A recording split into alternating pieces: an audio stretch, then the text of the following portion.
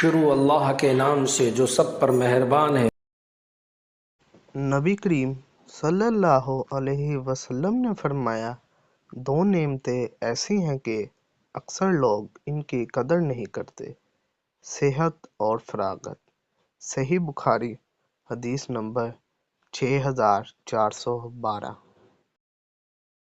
نبی کریم صلی اللہ علیہ وسلم نے فرمایا، اے اللہ، آخرت کی زندگی کے سوا اور کوئی زندگی نہیں، بس تو انصار و مہاجرین میں صلاح کو باقی رکھ۔ صحیح بخاری حدیث نمبر 6413۔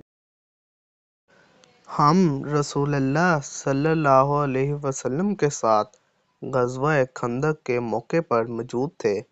ان حضرت صلی اللہ علیہ وسلم بھی خندق کھودتے جاتے تھے اور ہم مٹی کو اٹھاتے جاتے، اور ان حضرت صلی اللہ علیہ وسلم ہمارے قریب سے گزرے ہوئے فرماتے، اے اللہ، زندگی تو بس آخرت ہی کی زندگی ہے، بس تو انصار و مہاجرین کی مغفرت کر۔ اس روایت کی مطابقت سہیل بن سعد رضی اللہ عنہ نے بھی نبی کریم صلی اللہ علیہ وسلم سے کی ہے۔ صحیح بخاری حدیث نمبر 6414۔ رسول اللہ صلی اللہ علیہ وسلم نے میرا شانہ پکڑ کر فرمایا، دنیا میں اس طرح ہو جا جیسے تو مسافر یا راستہ چلنے والا ہو۔ حضرت عبداللہ بن عمر رضی اللہ عنہ فرمایا کرتے تھے، شام ہو جائے تو صبح کے منتظر نہ رہو، اور صبح کے وقت شام کے منتظر نہ رہو۔